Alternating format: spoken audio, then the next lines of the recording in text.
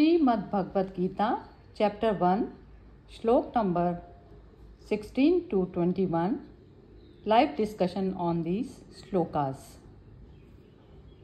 अनंत विजयम राजा कुंती पुत्रो युधिष्ठिरः नकुलः सह देवश्च सुघोषमणि पुष्पकौ काश्यश्च परमेश्वासः शिखण्डी च महारथः धृष्टद्युम्नो विराटश्च सात्यकीश्च चापराजितः द्रुपदो द्रौपदेयाश्च सर्वसः पृथ्वीपते सौभद्रश्च महाबाहु शंख नाद शंखनाद धमुह पृथक पृथक। बस इतना ही करना है। नहीं 20 तक पढ़ दीजिए। 20 तक पढ़ दो। स घोषोधार्थ राष्ट्राणां हृदयानि व्यदारत यत् नभ्रश पृथ्वीं चैव तुमुलो नुनादयन् अथ व्यवस्थिता न दृष्ट्वा धात्र राष्ट्रना कपिध्वजः प्रवृत्ते शस्त्रसम्पाते धनुरुद्यम्य पाण्डवः ऋषिकेशं तदा वाक्यमिदमाह महीपते। अर्जुन उवाच सेनयोरुभयोर्मध्ये रथं स्थाप्य मे अच्युत। हाँ बोला है जी। हाँ जी। ये कुंती पुत्र राजा युधिष्ठिर ने अनंत विजय नामक और नकुल तथा सहदेव ने सुघोष और मणि पुष्पक नामक शंख बजाए। श्रेष्ठ धनुष वाले काशीराज और महारथी शिखंडी एवं धृष्टद्युम्न द्वारा राजा विराट और अजय सात्विक राजा द्रुपद और द्रौपदी के 5 पुत्र और बड़ी भुजा वाले सुभद्रा पुत्र अभिमन्यु, इन सभी ने हे राजन सब ओर से अलग अलग शंख बजाए और उस भयानक शब्द ने आकाश और पृथ्वी को भी गुंजाते हुए धृतराष्ट्रों के अर्थात आपके पक्ष वालों के हृदय विदीर्ण कर दिए। हे राजन, इसके बाद कपिध्वज अर्जुन ने मोर्चा बांधकर डटे हुए धृतराष्ट्र संबंधियों को देखकर उस शस्त्र चलने की तैयारी के समय धनुष उठाकर ऋषिकेश श्री कृष्ण महाराज से यह वचन कहा, हे अच्युत, मेरे रथ को दोनों सेनाओं के बीच में खड़ा कीजिए। हाँ जी विद्या जी, इंग्लिश पढ़िए आप। हाँ, और सब सारे पढ़ो ना, वो तीनों का। सारी पढ़िए। King Yudhishthira, the son of Kunti, blew his conch shell, the Ananta Vijaya, and Nakula and Sahadeva blew the Sughosha and Manipushpaka. That great archer, the king of Kashi, the great fighter Shikhandi, Drishtadyumna, Virata, the unconquerable Satyaki, Drupada, the sons of Drupadi, and others, O king, such as the mighty armed son of Subhadra, all blew their respective conch shells. Now 19. The blowing of these different conch shells became uproarious. Vibrating both in the sky and on the earth, it shattered the hearts of the sons of Dhritarashtra. At that time, Arjuna, the son of Pandu, seated in the chariot bearing the flag marked with Hanuman, took up his bow and prepared to shoot his arrows. O king, after looking at the sons of Dhritarashtra drawn in military array, Arjuna then spoke to Lord Krishna these words. हाँ तो 20 ये तक हो गया। हाँ ये 21 तक हो गया ना। हाँ ठीक है, ये 2 श्लोक इकट्ठे थे ना। 21 नहीं हुआ, 21 और है। अर्जुना सेड, क्योंकि हमारे हिंदी की बुक में दोनों इकट्ठे हैं। हाँ, इसमें 21 22 साथ में दिया है। तो आप छोड़ ये नहीं दीजिए आया ना इंग्लिश में। इंग्लिश में ये नहीं आया है ना कि हे अच्युत, मेरे रथ को दोनों सेनाओं के बीच में खड़ा कीजिए। तो मेरे ख्याल से 21 आएगा, वो इंग्लिश में आएगा। Yeah, I'll read that. Arjuna said, O infallible one, please draw my chariot between the two armies so that I may see those present here who desire to fight and with whom I must contend in this great trial of arms. हो गया। हाँ ये अब इसमें यही बताया गया है। चलिए पहले ऐसे करते हैं, सबसे ही पूछ ले क्योंकि सबने पढ़ी हुई है। तो ये मैं उल्टा शुरू कर रही हूँ, लेकिन विनोद जी अभी एंड तक किए हैं तो बिम्मी जी आप है ना इसको अपने हिसाब से एक्सप्लेन करो, क्योंकि जिसमें जो मेरे को लगेगा तो फिर उस चीज को करेक्ट करूंगी बस सिर्फ मैं एज अ उसके। तो हाँ जी, बिम्मी जी आप जरा बताइए इसका मीनिंग। ये हाँ। एक मिनट मुझे, मैम लिटिल पूर्णिमा बोल रही हूँ। आउट, ये कौन सा चैप्टर चल रहा है? फर्स्ट चैप्टर कौन चैप्टर सा? का फर्स्ट 16 से, चैप्टर है। हाँ 16 से 21 तक पढ़ा है हमने, ठीक है। हिंदी इंग्लिश ठीक दोनों में। हाँ जी। ठीक तो जो प्राइमा फेसी है या वो उसमें तो कि वो युद्ध का सीन है जिसमें एक तरफ ये आपके दोनों सेनाएं हैं और शंखनाद सभी जो हैं, जो छोटे छोटे इनके सबके जो इन्वॉल्व हैं पांडव की तरफ से, वो शंखनाद बजा रहे हैं और युद्ध का आरंभ का मतलब संकेत कर रहे हैं उससे। और अर्जुन जो हैं फिर उस समय कहते हैं कृष्ण को कि आप बीच में मेरे रथ को ले जाएं दोनों सेनाओं के बीच में। तो और यदि उसमें से डीपर मीनिंग को देखें तो उसमें जब ये स्पेशली उसमें कह रहे हैं कि और उन भयानक शब्द ने आकाश और पृथ्वी को भी गुंजाते हुए धृतराष्ट्रों के अर्थात आपके पक्ष वालों के हृदय विदीन कर दिए। तो जब सत्य की वो होती है, क्योंकि ये सब इस तरफ के जो पांडव के हैं वो सत्य की एक लड़ाई लड़े थे, तो वो तभी जो दूसरे के लिए वो जो है दूसरी पार्टी के लिए वो एक तरह का वो जो उनका जो शंखनाद जब बजा ये पांडवों का, तो उनके लिए जैसे भयानक वो तभी उसने रखा है भयानक शब्द ने आकाश। तो उस तरह से मैं यदि आज के उसमें भी देखो कि तब जब वो मोदी जी का पार्टी का बिगुल बजता है तो ये बाकी पार्टी के जितने भी होते हैं तो वो एकदम उनके लिए तो वो जैसे ना वही कहते हैं तभी वो एकदम फटाफट अलग अलग भी तितर बितर हैं, फिर यूनाइट होने लग जाते हैं, अलायंस बनाना शुरू कर देते हैं, क्योंकि उनके लिए वो एक तरह का बहुत क्लियर इंडिकेशन होता है कि आ, मतलब heart to heart they know कि वही जैसे सत्य के लेवल पर वो कर रहे हैं और ये इस तरह से। तो तभी वो शायद भयानक शब्द भयानक उनके लिए, अब दूसरी पार्टी के लिए, मतलब दूसरी साइड के लिए। और वही है कि जब आप हाँ, और जब अर्जुन इस तरह से कह रहे हैं कि आप मुझे सेंटर में ले जाइए आ, उसमें, क्योंकि अभी भी उनके उनके मन में तो अभी भी वो द्वंद सा चल रहा है कि मैं लड़ूं या ना लड़ूं। तो वो कृष्ण को अपना सारथी, मतलब आप मेरे गाइड बनिए, मेंटोर बनिए और मुझे सही अ, दिशा दिखाएं और मुझे सेंटर में मतलब लेके जाएं कि मैं विचलित ना हूं। तो हाँ, बस मुझे ये समझ आता है जी। हाँ अभी अभी इन्होंने बोला नहीं है इनको, भगवान कृष्ण को गाइड करने के लिए बोला नहीं है, सिर्फ बीच हाँ, में क्योंकि वो हाँ। कंफ्यूज है, मतलब गाइड नहीं, मतलब वो कंफ्यूज है तो वो उस पे से अभी भी कि मतलब कहते हैं बीच में जाके मतलब मुझे आप लीड करें, क्योंकि तभी वो सेंटर में जाएंगे, वो बीच में जाके खड़े होने का वो है बीच यहाँ पर। हाँ, शायद वो नहीं होगा कि मुझे गाइड करें, पर मुझे लीड करें, शायद ये होगा। हाँ क्योंकि हाँ मतलब जैसे अभी युद्ध में अभी जाना ही पड़ेगा सबसे, मतलब क्योंकि वो लीडर है तो उसमें जाना है, तो आप मुझे लीड करें, गाइड करने की शायद हाँ वो बाद में आएगी बात। हाँ हाँ राइट। हाँ, ये हाँ। चलिए ठीक है। तो बहुत सुंदर एक्सप्लेन आपने मन स्थिति के, ये भी क्या है जो एक्सप्लेनेशन चलती है आप जिस मैं कहती हूँ कि जैसे जिस लेवल पर आप खुद खड़े हैं ना तो आपके मन से वही भाषा निकलेगी।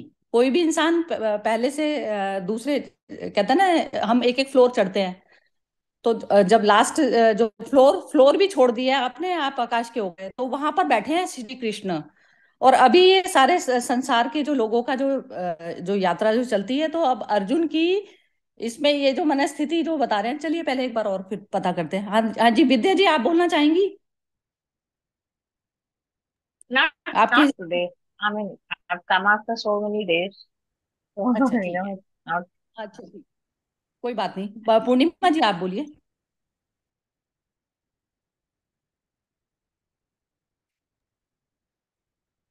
नहीं, मैं थोड़ा सा टाइम और चाहूंगी। तो ग्रास्प हो, तो हाँ जी। चलिए फिर विनोद जी से ही पूछते हैं। हाँ विनोद जी आप बताइए। हाँ जी, मतलब ये पहली का ही कंटिन्यूशन है कि मतलब जो कुंती पुत्र ये बजा रहे हैं, और मतलब इसमें वही है कि शंख वही है, और जो बजाएगा उस तरह की आवाज आ रही है। भुजाओं वाले सभी राजन ने और से अलग अलग शंख बजाए, मतलब सबने अलग अलग शंख बजाए। और फिर उसमें ये कहा गया है कि उस भयानक शब्दों से आकाश पृथ्वी भूमि के, मतलब धृतराष्ट्र के अर्थात पक्ष वाले विदीर्ण, मतलब थोड़े वो सचेत हो गए कि ये जो है उनके पांडवों के जो शंख हैं उनकी ध्वनि भी बहुत अच्छी है, और अलग अलग शंख बजाए उन्होंने। तो जैसे पहले वाले उसमें वही कहा गया था कि शंख वही है, तो उसकी जो मन की प्रवृत्ति है तो उस तरह से बजता है। उसमें वो क्या बोलते हैं, उल्लास वाला आता है, और कौरव में आता है वो गुस्से वाला आ रहा है। तो उस तरह से वो एक प्रवृत्ति इसमें दिखाई गई है। और लास्ट में, जब लास्ट पैराग्राफ में कहा गया है कि तो अर्जुन कृष्ण को कहते हैं मुझे सेंटर में लेके जाओ, तो उसमें वही है, कहा गया है कि हे अच्युत्य, मतलब कि जो ज्ञान पूर्वक है कृष्ण को एड्रेस करते हैं कि अ, उस तरह से। और दूसरा उसमें कहा गया है कि कपिल ध्वज, मतलब जिसके ध्वज पे हनुमान सवारे हुए हैं अर्जुन के रथ पे, तो वो मोर्चा डट के संभाल रहे हैं। और दूसरा इसमें एक्सप्लेन किया गया है कि कृष्ण को वो अच्युत, मतलब कि एक क्या बोलते हैं, ज्ञानी पुरुष का दर्जा देते हैं, और रिस्पेक्ट से उनको कहते हैं कि आप मुझे बीच में खड़ा कर। बस यही समझ। Thank you. हाँ अच्युत का मतलब होता है कि जिसको खत्म नहीं किया जा सकता। अच्युत को ये चीज बोली जाती है, तो उसको पहले से ही आभास है इस चीज का कि अच्युत वाली उसमें स्थिति में वो बैठे हैं कृष्ण। तो इसलिए उनको अच्युत जो है उसने बोला। जन्म मृत्यु से परे, जो जो चुक नहीं सकता, जैसे हमारा है ना, शरीर की एनर्जी है, सब कुछ है, ये चुक जाती है। चुक जाती है, हम थक जाते हैं ना। हम थकते इसलिए हैं क्योंकि हमारा अपना होता है, निजी निजी मान लिया तो इसलिए थक गए। तो ये है इसका अच्युत मतलब, जो जन्म और उससे जो परे जो स्थिति होती है, उस अवस्था में जो बैठा है उसको अच्युत बोला जाता है।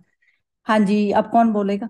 पहले सिंह साहब से पूछ लेते हैं, फिर उसके बाद में अनामिका और मोना से पूछेंगे। हाँ जी सिंह साहब आप बोलिए। हाँ जी। तो इसमें श्लोक 16 से लेकर 19 तक है, वो तो पुराना बैकग्राउंड ही चल रहा है, मतलब शंख बजा रहे हैं, वॉर का ऐलान हो रहा है, सब युद्ध का बारे में ऐलान हो रहा है, मतलब। तो मेनली 19 तक तो वही पुराना बैकग्राउंड ही चल रहा है। लेकिन 20 और 21 में एक टर्निंग पॉइंट आया है यहाँ पे। क्या टर्निंग पॉइंट आया है? इस टर्निंग पॉइंट के कारण ही गीता रची गई। कि असल में ये कह सकते हैं गीता यहीं से शुरू हुई।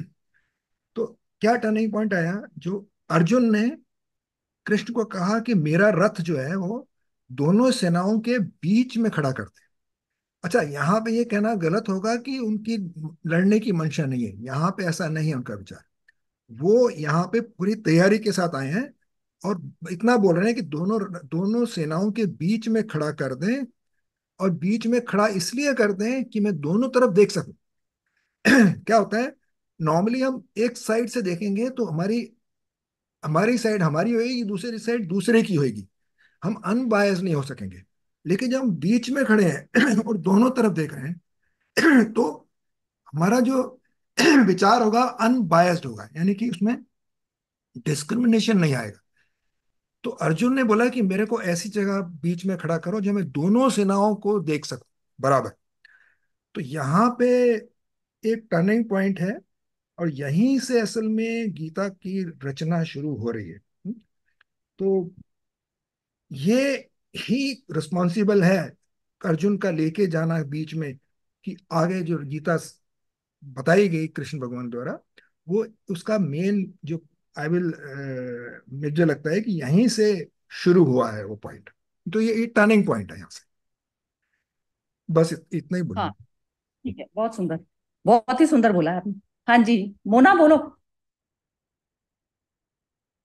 नहीं, नहीं चलो, बोल रही हूँ। अनामिका जी बोलिए।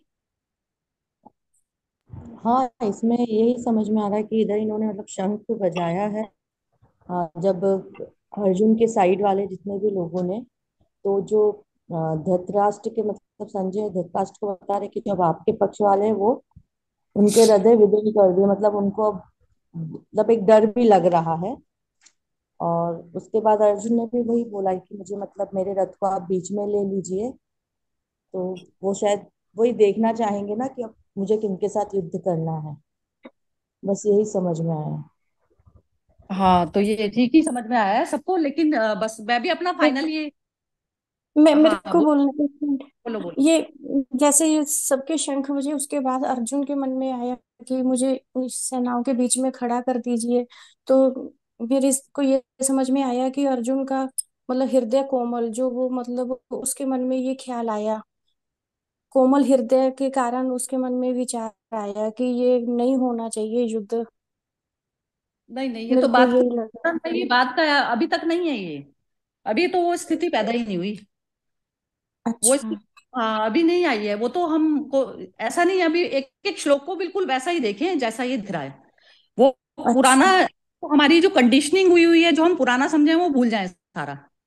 अब फ्रेश उसमें करें, क्योंकि गीता 2 बार पढ़ ली और दूसरे भी शास्त्र पढ़ रहे हैं, तो बिल्कुल आज का जो मेरा अपना लेवल है, पुरानी चीजों को मुझे भूलना पड़ेगा। यही कंडीशनिंग है। ज्ञान की भी एक कंडीशन हो जाती है कि जहां तक हम पहुंचे थे हम उस चीज को भूलते नहीं है। तो ज्ञान जब भी लिया जाता है तो वो पुराने वाले ज्ञान को साफ कर देना चाहिए उसको। जो एक फ्रेश वाटर जो हम सोर्स के साथ जुड़े, तो सोर्स से जो वाटर आ रहा है, तो वो हमारे पुराने वाली जो प्रीवियस जो चीज जमा जमा थी, ज्ञान भी जमा था, तो वो चीज हमारी हट जानी चाहिए वहां से। तो ये चीज ये अटेंटिवनेस है। जब आप अटेंटिव होकर अटेंड करते हैं कोई भी उसको मूवमेंट को, तो फ्रेश मूवमेंट इस तरीके से अटेंड किया जाता है। तो हर हर मूवमेंट को आप यदि पुराने वाले मूवमेंट के साथ में बंधे रहेंगे, ये सबके लिए बोल रही हूँ मोना, मैं आपके लिए नहीं, मतलब सबके लिए बोल रही हूँ। तो पुराना मूवमेंट में जो भी मेरे साथ में घटी चीज, और वो मैं फ्रेश यदि मेरा सोर्स के साथ में कनेक्शन ना होकर यदि हम मैं वही रिपीट करती हूँ, तो वो चीज ये हो गई कि मैंने उस मूवमेंट में अटेंड नहीं किया उसको। क्योंकि अब जो फ्रेश माइंड में जो पड़ी जाती है चीज, और फिर वो फ्रेश तरीके से ही उस चीज में आंसर आना चाहिए।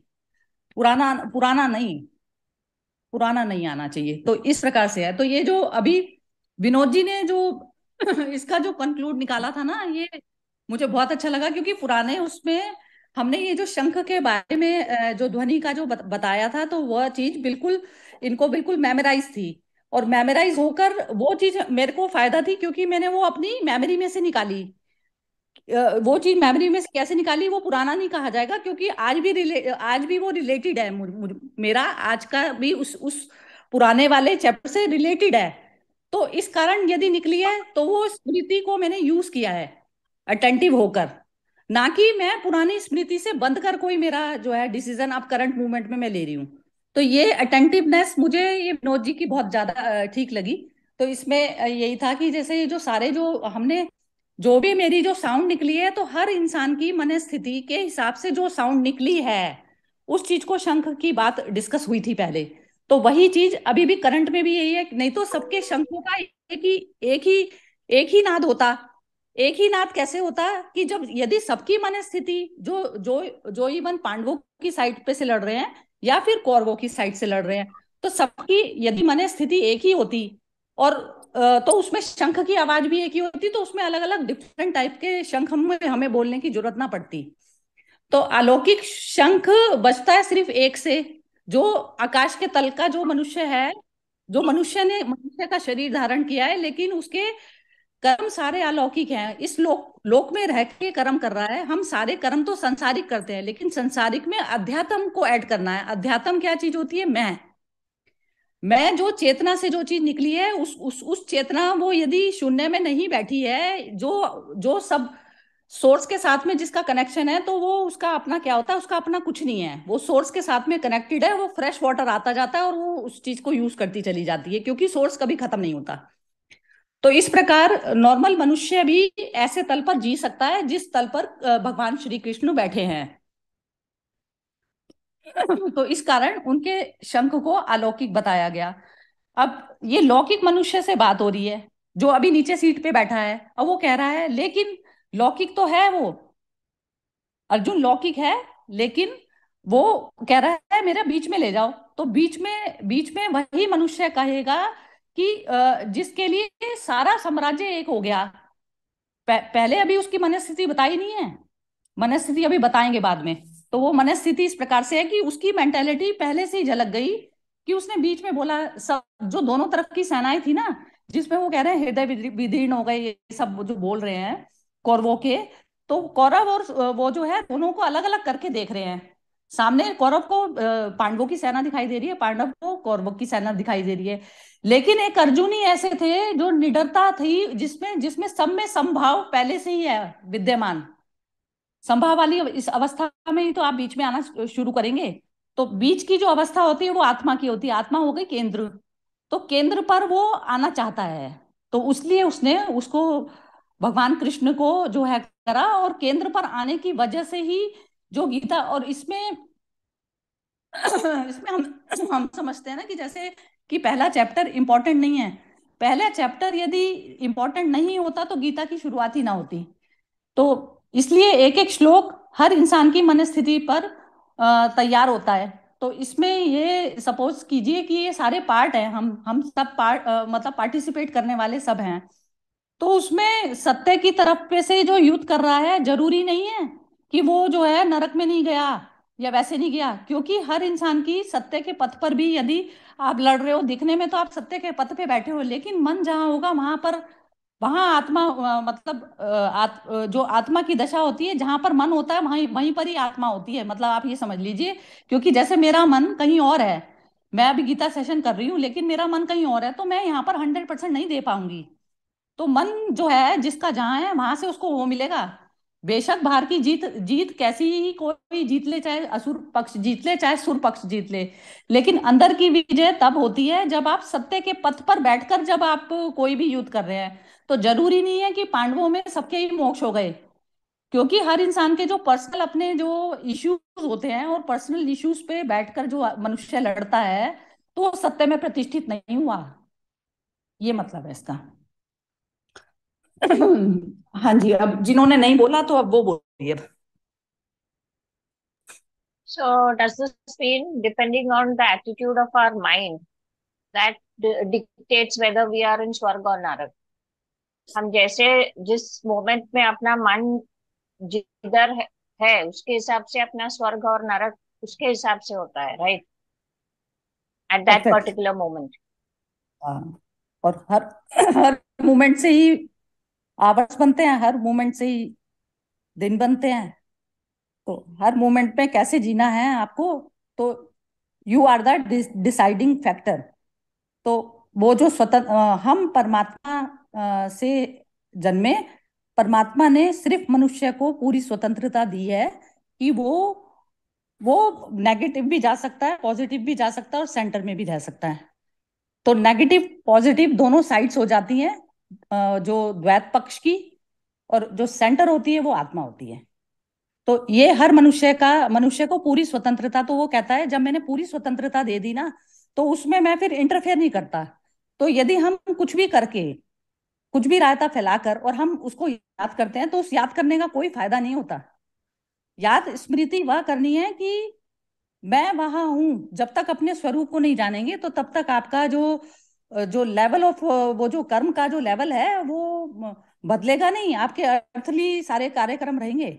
और मन पर जो है दुख और सुख बार बार आता है, तो दुख भी और सुख भी दोनों ईगो की पैदाइश है। ये ईगो मैन्युफैक्चर करती है ये दुख और सुख। और जो आत्मा होती है उसको ना दुख होता ना सुख होता, वो सम अवस्था वाली जो स्टेज होती है वो हमेशा बार बार हर क्षण में प्राप्त करनी पड़ती है हर जीव को। तो उसमें ये नहीं है कि भारी तौर पर युद्ध, जिस टाइम हम सत्य का डिसाइड करते हैं ना कि हम सत्य के पक्ष में रहकर हम जीवन को जिएंगे, उसी समय आप विजय हो जाते हैं, चाहे बेशक आपकी उसी क्षण डेथ ही क्यों ना हो जाए, उसी समय आप मुक्त हो जाते हैं, मुक्त। ये अवस्था है। हाँ जी। और ये इसने पूर्णिमा जी ने नहीं बोला था, चलिए पूर्णिमा जी बोलिए आप। बहुत ज्यादा थॉट्स नहीं है, सबने सब कवर कर लिया है। विनोद जी ने, सिंह साहब जी ने भी, आपने तो अच्छे से एक्सप्लेन कर दिया। बस ये मुझे फैसिनेट करता है एक्चुअली गीता में ना, मुझे बहुत अच्छा लगता है ये कि हर शब्द शंखनाद को भी इतने सारे श्लोक में कवर किया गया है। सो सब कुछ बहुत एक्सप्लेन करके धीरे धीरे, तो हमें जो ये आजकल इंस्टेंट का जमाना है कि सब कुछ जल्दी, तो शंखनाद को भी इतनी अच्छी तरह मन मन की स्थिति से जोड़ के एक्सप्लेन किया गया है, कुछ भी बहुत जल्दी में नहीं है। तो that is very fascinating about Bhagavad Gita. और ये जो बीच में आ गए, ये बहुत सेंटर्डनेस को फोकस किया है कि and he is very ready, he is ready to face it. I mean, आप मुझे सेंटर में लेके जाइए, और जो आपने कहा ना कि मैं सम रूप से, कि जो मन की स्थिति है वो इस तरह की है कि मैं जरा देख लूं अच्छी तरह से खुद को, मतलब एक एक तरह का रेडीनेस, कॉन्फिडेंस, एक तरह का समर्पण, सब कुछ एक साथ में है। सो वो बहुत, बस आई थिंक यही। परफेक्ट है, समझ में आ गया। अब जरा मिम्मी से दोबारा कमेंट लेते हैं इसकी। हाँ मिम्मी, जरा आप दोबारा बोलो उसके बारे में। हाँ, इसमें वही कि अर्जुन बिल्कुल रेडी है, पर फिर भी वो एक कॉन्शियस डिसीजन लेना चाहता है, इसीलिए वो सेंटर में जाके मतलब वो अनबायस्ड डिसीजन लेना चाहता है। तो जैसे वही सारे के सारे जो उसकी सेना है, उनमें से सिर्फ जो आपने कहा कि सिर्फ वो ही उसी के अंदर वो जैसे वो एक वो जागृत स्टेज में है, तभी वो कृष्ण को कह रहा है कि आप मुझे सेंटर में लेके जाओ, क्योंकि वो बहुत वही एक क्लियर होके और फिर वो फाइट करना चाहता है, अनलाइक अदर्स कि चलो जी घुस गए लड़ने के लिए कि चलो चलो आगे मेरे पीछे चलो वाला। तो वो और परफेक्ट। जो सिख ने कहा कि वही वो अर्जुन का एक्चुअली टर्निंग पॉइंट है। तो अब परफेक्ट। यहाँ से बदलेगा बहुत। प्रभाव। हाँ। हाँ अब ठीक हो गया, अब बिल्कुल बढ़िया है, मतलब समझ तो आ गई। अब एक एक करके एक एक मिनट के लिए बोल दीजिए, फिर खत्म हो जाएगा ये सेशन। हाँ जी विनोद जी, आप बोलिए जरा। नहीं मतलब बिल्कुल सही, वही जो शंखनाद जैसे बताया पूर्णिमा जी ने भी, ये सब ये अच्छे से कवर हुआ है गीता में। और नहीं, कुछ ज्यादा नहीं कह रहे हूँ। Thank you। चले ठीक है, नहीं बहुत बढ़िया। अनामिका जी बोलिए। नहीं, अभी कुछ नहीं कहना, सब हो गया अच्छा, तो कवर। और कौन बचा? मोना, मोना बोलेगी। मोना आप क्लैरिटी। हाँ वो जैसे आपने बताया मुझे वो ठीक लगा, अभी पुराना बैगेज नहीं वो करना, फ्रेश में मतलब अपना वो करना है, अपने आप को फ्रेश में चलना है। हाँ, वो क्योंकि देखो ना वो आप चीज ये मुझे समझ मतलब सीखने को मिली है। हाँ, हाँ हाँ, कई ये बार पुराने थॉट्स आते हैं। हमारा जो जैसे कैसे होता है, लेवल हमारे बढ़ते हैं ना, हमारे को ज्ञान ही, हम जो पुराने में मीनिंग जो हम समझे थे, अभी यदि हमारे वही मीनिंग बने रहेंगे तो अभी नया चीज हम रिसीव नहीं कर पाएंगे, फिर नया ठीक मेंटेलिटी बात। में हम अपने आप को नहीं उठा पाएंगे। हाँ जी, बिल्कुल बढ़िया। तो ये एक सिंह। एक बस मुझे एक थॉट और आ रहा है कि जैसे हम बेड रेडी करते हैं ना सीट डालने से पहले, तो वो उसकी भी बहुत इंपॉर्टेंस है, इनफैक्ट बहुत ज्यादा इंपॉर्टेंस है। आप जमीन जब रेडी क्या करते क्या हैं, रेडी करते हैं? एक सेकंड बताइए जरा, क्या बोल रहे हैं, तो सुनाई नहीं दिया। आप बीज डालने से पहले भूमि को रेडी करते हैं ना, मिट्टी को रेडी हाँ करते हैं हाँ उसको फर्टाइल हाँ। बनाने के लिए, कि वो एब्सोल्युटली फर्टाइल हो, इतनी इतनी उसमें क्षमता, उसको बिल्कुल रेडी करते हैं, फिर सीड को सो करते हैं। तो वो प्रिपेयर्डनेस को भी बहुत, ये जो हम कर रहे हैं शंखनाद को भी एक्सप्लेन कर रहे हैं बहुत, अभी और भी एक्सप्लेन, तो वो बहुत फैसिनेटिंग है कि कोई जल्दी नहीं है, उसमें भी प्रिपेयर्डनेस को भी बहुत इम्पोर्ट, उसकी बहुत इंपॉर्टेंस है। अगर आप किसी थॉट के ऊपर मनन चिंतन कर रहे हैं तो वो वेस्ट नहीं है, वो ड्रैग नहीं है, that's important, which which I think I relate, मुझे बहुत ही लगता है कि सुंदर, हाँ हाँ हाँ। ठीक बोला है। हाँ विजय जी, आप बोलिए जरा last. No, I Vijay. liked everyone's explanation. That's so apt and really lovely. And चलिए listening ठीक। to everyone, it's nice. Thank you. हाँ जी, सिंह साहब से एक बार लास्ट पूछते हैं। हाँ जी सिंह साहब, आप बोलिए, फिर खत्म करते हैं आज का। हाँ ये जो आपने पॉइंट बोला ना, ये बहुत बढ़िया पॉइंट है, पुराने बैगेज को ड्रॉप करना। मतलब ये तो एक तरह से रूट कॉज सोल्यूशन है हर चीज का, यानी कि ये नहीं होगा तो नया सीख ही नहीं सकेंगे, किसी भी हालत में नहीं सीख सकते। तो नहीं तो पुराना शोर मचता रहेगा और ये नया जो है उसको शोर में दब जाएगा। तो हमको जो शोर जो मन मचा रहा है ना वो पुराना ही है। मतलब मन जब शांत हो गया तो नया एक्सेप्ट करने के लिए तैयार हो गया। लेकिन जब तक पुराना है तब तक वो शोर ही है, ये हमको पक्का समझना है। और यही चीज जपजी साहब की चार पौड़ियां जो हम पढ़ रहे हैं सुनिए वाली, यही चीज को एम्फेसाइज किया गया है कि सुनना किसको बोलते हैं, अपने आप को हम सुनते रहते हैं, जबकि सुनना किसी को सुनना है हमको, लेकिन हम अपने आप को सुनते रहते हैं। यानी कि अपने आप को जब सुनेंगे तो वो वही शोर है बस। तो हम शोर को ही दबा मतलब शोर से दबाते रहते हैं सब, और जो नई चीज है उसको हम नहीं ग्रहण कर सकते। तो ये बहुत ही बढ़िया बात आपने बोली है। मतलब इससे तो रूट कॉज सोल्यूशन है इस दुनिया का इतिहास में। मतलब सब कुछ ठीक हो जाए अगर ये समझ में आ जाए।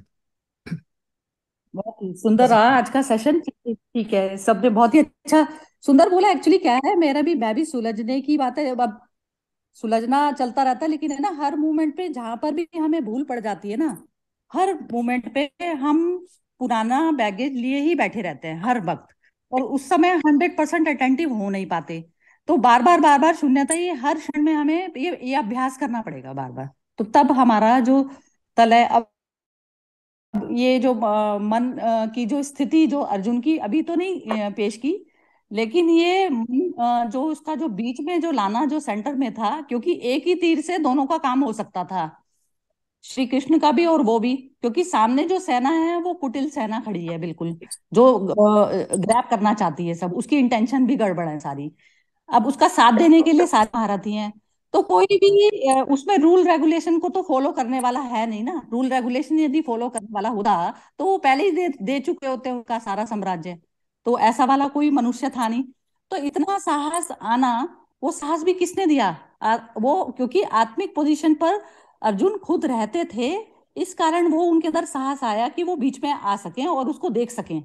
नहीं तो क्या था, एक सामने वाला मनुष्य जो है तीर मारता और खत्म हो जाती कहानी दोनों की, पहले से ही पहले युद्ध जो है खत्म हो जाता, पहले तल पर ही हो सकता था ना ये वाली भी चीज। क्योंकि अभिमन्यु का जो वध किया था उन्होंने इसी प्रकार से किया था। तो ये चीज स्टार्टिंग में भी हो सकती थी। लेकिन ये चीज है कि हम समझते हैं कि दोनों पक्ष का हमारे हाथ में है। लेकिन जो तीसरी जो पावर जो करती है, जो माइंड को स्थिर रखती है, इवन दुर्योधन के माइंड को भी जो तीर मारने के लिए प्रोत्साहित नहीं किया, तो ये भी सुप्रीम पावर का रोल हम भूल जाते हैं। हम दो पक्ष में रह जाते हैं खाली। तो तीसरी जो पावर जो एंटर कर जाती है ना, वो चीज हम हमेशा दिमाग से उड़ा देते हैं उस चीज का। मैं सोचती हूँ कि इनको करने से हुआ, सामने वाले के करने से हुआ। हम तीसरी पावर को भूल जाते हैं कि वो तीसरी वाली भी तो है, और तीसरी के कारण ही सब कुछ हो रहा है। वो कारण सब चीजों का कारण है, लेकिन कारण हमारा मन बन जाता है कारण, जबकि कारण कोई और है। उसकी तो लीला लीला हो गई ना, तो लीला वाले स्टेज पे जाना पड़ेगा। ये समझना बहुत जरूरी है। तीसरी सुप्रीम पावर भी एंटर करती है हर चीज में, सुप्रीम पावर ही एंटर करती है, और उसके कारण ही वो दुर्योधन की बुद्धि को उस समय कुटिल नहीं बनाया कि वो तीर मार के उसको खत्म कर दे, और अभिमन्यु के वध में बना दे। तो ये यू चीज है। मीन तो सरिता जी, जब वो सेंटर में गया अर्जुन, तो दुर्योधन उस पे तीर लगा सकता था, ये कह रहे हैं आप? 100% लगा सकता था। हम्म, 100%। बिल्कुल। बिल्कुल। चलिए एंड ठीक उसकी है। निडरता, अर्जुन की निडरता भी तो बहुत जबरदस्त है कि वो। नहीं नहीं, निडरता भी ना ना, जो मेरा मेरा काम निडर बेनिडर होना नहीं है। अर्जुन की मनस्थिति थी, वो सिर्फ आत्मिक सेंटर पे जाकर देखना उसके लिए संभव वाली अवस्था हाँ थी। हाँ हाँ इसलिए उसने सेंटर बोला। वो उस टाइम नहीं मैटर, उस टाइम एग्जिस्ट नहीं करती वो चीज। हाँ हाँ। निडरता नहीं थी, निडरता में भी अहंकार है। निडरता में भी अहंकार है अहंकार, आप, बिल्कुल बिल्कुल। अहंकार हो गया। हाँ, तो अहंकार वाला तल नहीं था अर्जुन का। ये समझना पड़ेगा। हम्म। ठीक है, वो अपने को चलिए। ही देखने के लिए गया, ठीक है। हाँ, हर वक्त अपने आप का ऑब्जर्वेशन चलता है। जहां हम अपने आप को ऑब्जर्वेशन हमने छोड़ा, और वहीं घटना घटी। जहां हम्म, पर, और पता क्या होता है, कर्म का जो बैगेज जो लगता है ना हमारे ऊपर, वो इस कारण लगता है।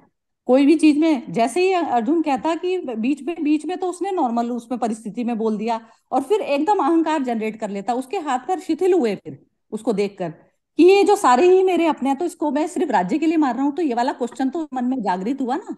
तो उसने हम्म, मटेरियल को वो नहीं, प्रेफरेंस नहीं दी। तो ये चीज है। तो ये बार बार अपने मन स्थिति को नोट करना है। तो ये चीज इस ज्ञान सिर्फ ज्ञान ना रह जाए, ज्ञान हमारे रेगुलर लाइफ में आए, ये चीज मैटर करती है। बिल्कुल। तो मेरा तो उद्देश्य ही ये जो साथ में लगे रहना है ना, ये मतलब मेन जो है यही है कि चलिए ठीक है, खत्म करते हैं आज का। जय श्री कृष्णा।